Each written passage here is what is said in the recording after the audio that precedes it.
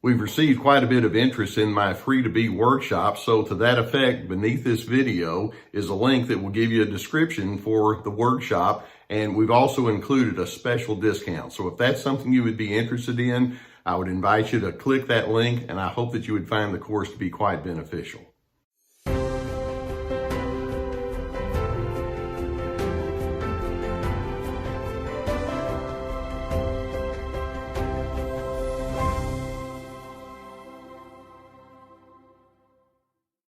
Beginning very early in my career as a psychotherapist and continuing all the way up until the present day, I drew the conclusion that so many people have difficulties and strains in their emotional and relational lives due to the fact that someone is just dying to show control over them. And it dawns on me, it takes the height of arrogance and frankly the lack of common sense for one human being to say, it really is an excellent idea for me to tell someone else how they're supposed to be and how to dominate and how to control them. That's just not the way healthy living is designed to be.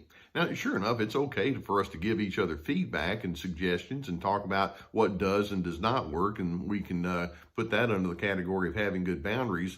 But I'm talking about how there's just some individuals who will say there's a mold that I have designed, and I want you to get inside my mold as I say it's supposed to be.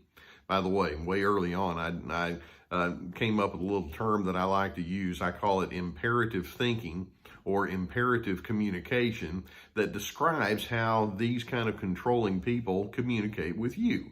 Now, I want you to think about how many times you'll hear things like, you have to, you must, you should, you're supposed to, you better, you can't, you've got to. I mean, those are favorite phrases that they use over and over and over, and you may find yourself getting caught up in that and throwing them right back in reverse or speaking that within yourself.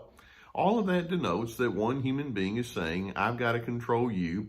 And when you take a look at all of the emotional duress, the anxiety, the depression, the anger, the guilt, and all that goes with it, you realize, that's not a good way to go.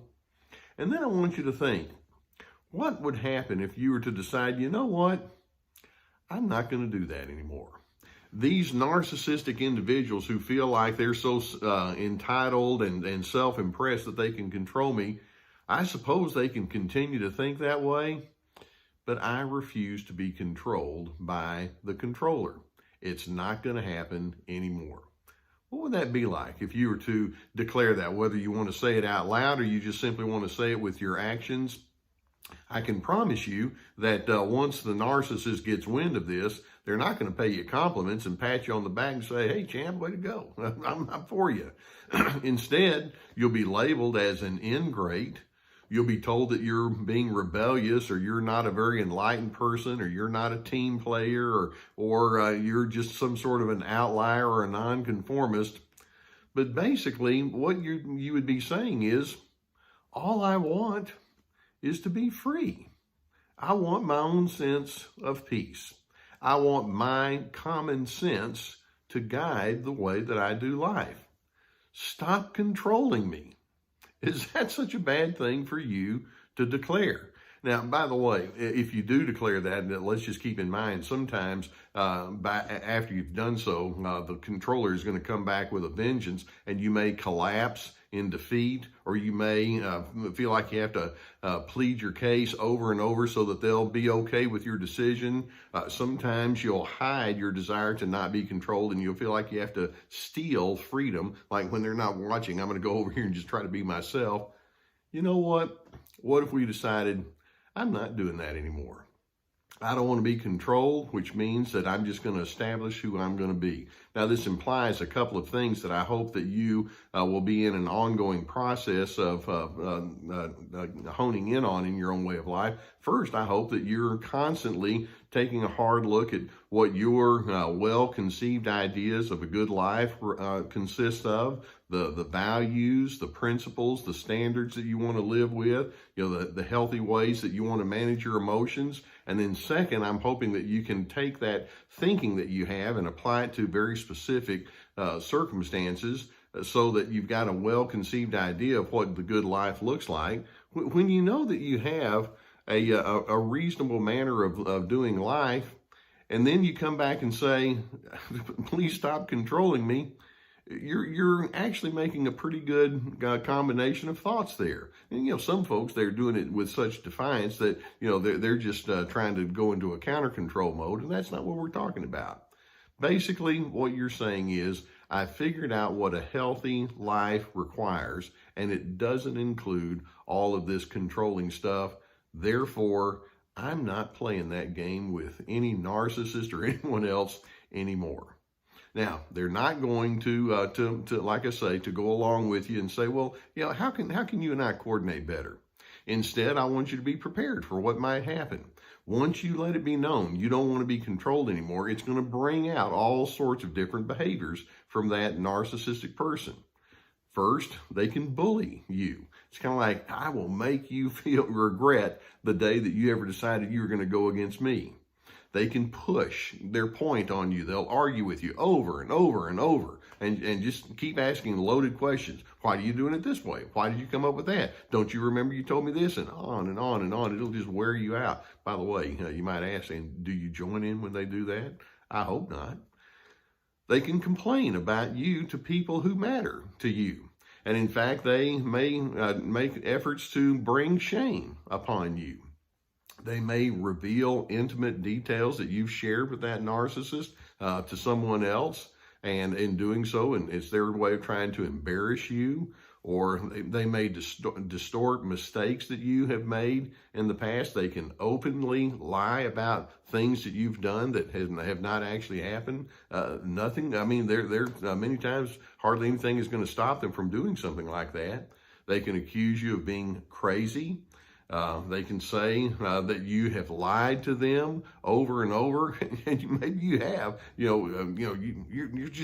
been so dishonest with me. And it's like, you know what? I have been dishonest with you. I've tried to let you know that I'm okay with your controlling ways, and you know what? I'm not. They can go into what we refer to as the narcissistic rage, where there's lots of shouting and screaming and uncontrollable anger, or they can take it to the other extreme, where there's a lot of the deep, harsh, persistent, pervasive, passive aggressiveness, where they're not cooperative at all, and they go into the deep freeze and non-coordination. And there's all sorts of things that they can do. They'll certainly deny any wrongdoing on their part. And by the way, when they go into that heavy denial, we have a word for that. It's called lying. They're just not honest. They'll just lie about who they are and what they've done with you. They can call back compliments that they used to give you. I remember one woman who told me that her husband used to say how pretty she was, and now he would come back and that they had broken up. So I just said that just to prop you up. I don't really think you are. You're just a really insecure person, and nobody likes you anyway. And you just throw insults and call back all the nice things he said. They can sulk. They can retreat. They can disappear. They may still talk glowingly about who they are. And you know what? Whenever they go into those kind of behaviors, it just illustrates all the more the legitimacy of you saying, stop trying to control me. I don't want to be controlled by somebody that does this.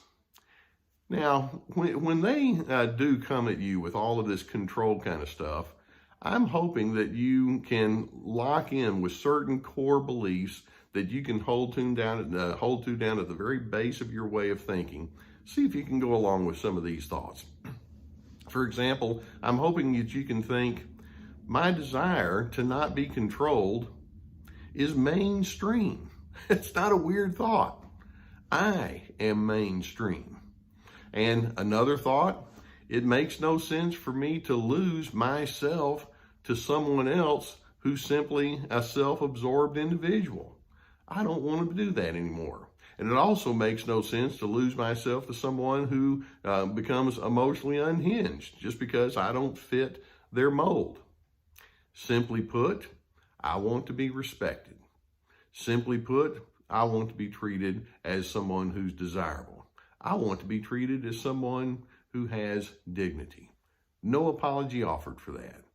And you know what else? I'm hoping you can be thinking, and I'm weary of trying to defend all these things that require no defense in the first place. I'm weary of having to apologize for things that require no apology. I'm a person of good character. Enough said. I like the way that I prioritize my life's responsibilities, and if you want to complain about my free choices, I'll listen, and then I'll make my adjustments according to what makes sense to me. I know that when I have my own separateness and my own distinction, it just makes you feel angry and unsettled. And what that says to me is, we weren't a good fit then, are we? Why would we need to have a relationship where you're chronically angry at someone such as me? While I don't like your retaliation measures, they simply motivate me to claim my freedom all the more. I don't need to be filtering my way of life through someone who feels like they have to come against me just simply because I want to be me. Change can be good, and I'm ready for some change. So I'm hoping that you can let it be known. I'm not going to be controlled by that narcissist anymore, and they'll show their pathology. That's a virtual guarantee. But when they do, I hope that you can also recognize that their decomposition in a moment like that simply is a commentary about who they are. They want to make it all about you, but it's not.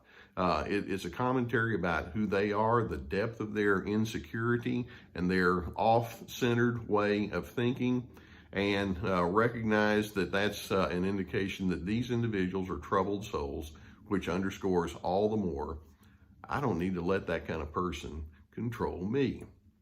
So let's go with one huge thought, and that is, it's necessary. It's not just good. It's necessary for you to be you.